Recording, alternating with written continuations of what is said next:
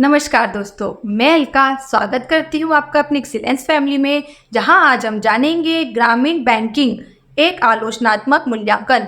गाँव में बैंकों की जो सुविधाएं दी गई थी उसकी आलोचनात्मक मूल्यांकन मतलब उसके कुछ नकारात्मक प्रभाव क्या रहे, क्यों गाँव में बैंकों की प्रगति को धीमा कर दिया गया, ये हमें इसमें जानना है। तो सबसे पहले इसके कुछ सकारात्मक प्रभाव देखते हैं कि बैंकों के विकास से गाँव में क्या फायदा हुआ और फिर क्या नुकसान हुआ।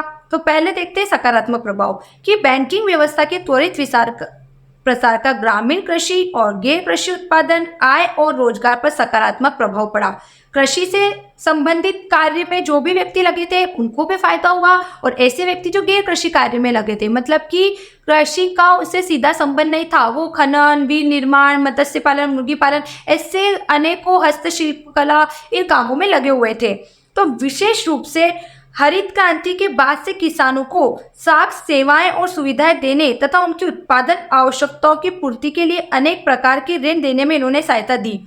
विशेष रूप से तो जब हरित क्रांति आई तब बैंकों ने किसानों का बहुत बड़े पैमाने पर सहायता की या सहयोग दिया, क्योंकि हरित क्रांति टिकी थी कीटनाशक दवाइयों पर, रसायन, उर्वरक, मशीनीकरण, नवीन बीज इस पर आधारित थी। तो इस कारण इस सबको खरीदने के लिए मोटे पैसे की आवश्यकता थी, बड़े पैमाने पर पैसे की आवश्यकता थी, जो कि ऋण के माध्यम से पूरी की गई। अब तो अकाल बीते युग की बात हो गई है कि हम खाद्य सुरक्षा की उस मंजिल पर पहुंच चुके हैं कि हमारे अपने सुरक्षित भंडार भी बहुत पर्याप्त माने जा रहे हैं। मतलब जब हमारा देश आज़ाद हुआ था तो हमारी स्थिति ऐसी थी कि हमें दूसरे देशों से सड़ा अनाज आयात करके खाना पड़ रहा था, लेकिन आज हमारे देश में अनाज का इतना भंडार है कि हम 6 महीने तक पूरे विश्व का पेट भर सकते हैं। फिर आगे लिखा कि तो अभी भी हमारी बैंकिंग व्यवस्था उचित नहीं बन पाई है। अब बैंकिंग व्यवस्था उचित नहीं बन पाई है, यहाँ से आलोचना शुरू हो जाती है। अब उसका क्या कारण है वो जानते हैं।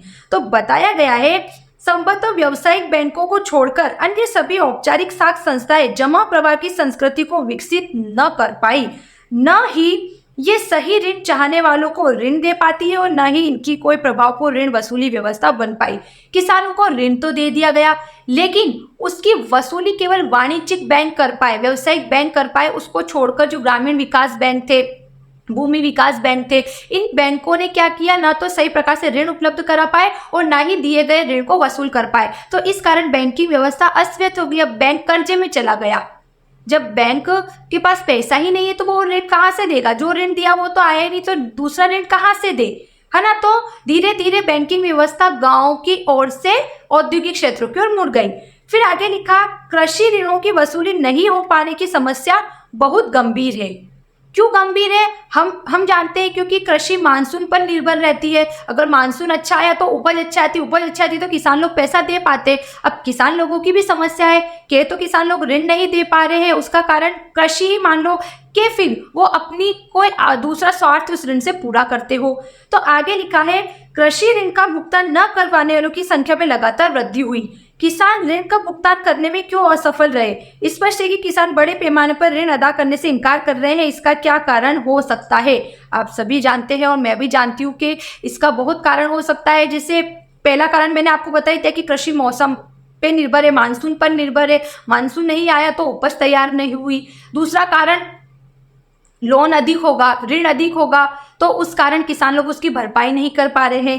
ठीक, फिर आगे लिखा, इसलिए सुधारों के बाद से बैंकिंग क्षेत्र के प्रसार एवं उन्नति में कमी हुई। आर्थिक सुधार 1991 की नीति के बाद बैंकिंग सुधारों में इस बैंकिंग का ये जो विकास हो रहा था गाँव में, उसको धीमा कर दिया गया।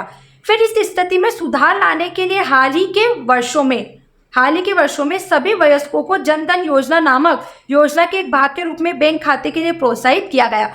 1991 के बाद इस योजना को धीमा कर दिया गया, लेकिन हाल ही के वर्षों में मतलब 28 अगस्त 2014 को प्रधानमंत्री जनधन योजना की शुरुआत की गई। इस योजना में जीरो बैलेंस पे खाता खोला जाता है। 10 वर्ष तक के व्यक्ति का इसमें खाता खोला जाता है, 10 वर्ष के बच्चे का भी इसमें खाता खुल जाता है। यह एक ऐसा खाता है जिसमें व्यक्ति को सरकार की सभी योजनाओं का पैसा मिलता है।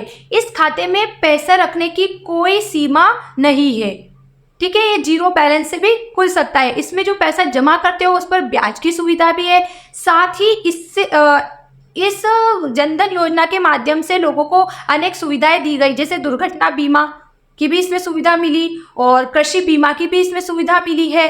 ठीक, फिर आगे लिखा है इसमें उन बैंक खाते धारकों को 1 से 2 लाख रुपए में आकस्मिक बीमा कवरेज और 10,000 रुपए के ओवरड्राफ्ट सुविधा मिल सकती है। मतलब 6 महीने के बाद जो भी व्यक्ति खाता खुलाता है वो 6 महीने के बाद 10,000 का ओवरड्राफ्ट मतलब बैंक अधिविकर्ष की सुविधा भी प्राप्त कर सकता है। बैंक अधिविकर्ष का मतलब होता है कि जब आपके पास पैसा नहीं है फिर भी आप पैसे का यूज कर सकते हो और ऐसा पैसा आपको बैंक देती है, जिस पैसे को आपको ब्याज सहित वापस लौटाना भी होता है।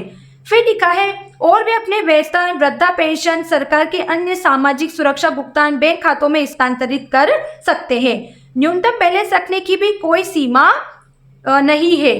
ठीक है, न्यूनतम बैलेंस की भी कोई आवश्यकता नहीं है कि आपको इतना पैसा तो बैंक में रखना ही है वरना खाता बंद कर दिया जाएगा, ऐसा भी इसमें कुछ नहीं है।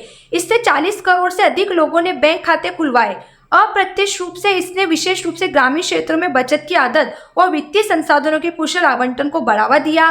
बैंक इन खातों के माध्यम से 1,40,000 करोड़ रुपए से अधिक के फंड का विचलन भी कर सकती है। तो यह थी हमारे देश में ग्रामीण विकास के आलोचनात्मक तथ्य कि शुरू में तो इन बैंकों ने गांव में अपना महत्वपूर्ण योगदान दिया और गांव के लोगों का इन बैंकों को फायदा भी हुआ, लेकिन आगे चलकर किसान लोगों की अनेक समस्याओं के कारण किसान ऋण नहीं चुका पा रहे थे, तो बैंक के पास पैसा नहीं जा पा रहा था, तो बैंक पैसा नहीं दे पा रहा था, ऋण नहीं दे पा रहा था, तो इस कारण बैंकिंग की प्रगति को धीमा कर दिया गया 1951 के बाद। लेकिन फिर अभी हाल ही के वर्षों में 2014 में वापस से जनधन योजना शुरू की गई, उसके माध्यम से किसान लोगों को वापस से ऋण दिया जाने लगा और अनेक सुविधाएं दी जाने लगी। ठीक, तो यहाँ हमारा ये टॉपिक क्लियर हो जाता है। अब आपको जो भी डाउट है तो सबसे पहले उसे क्लियर कीजिए।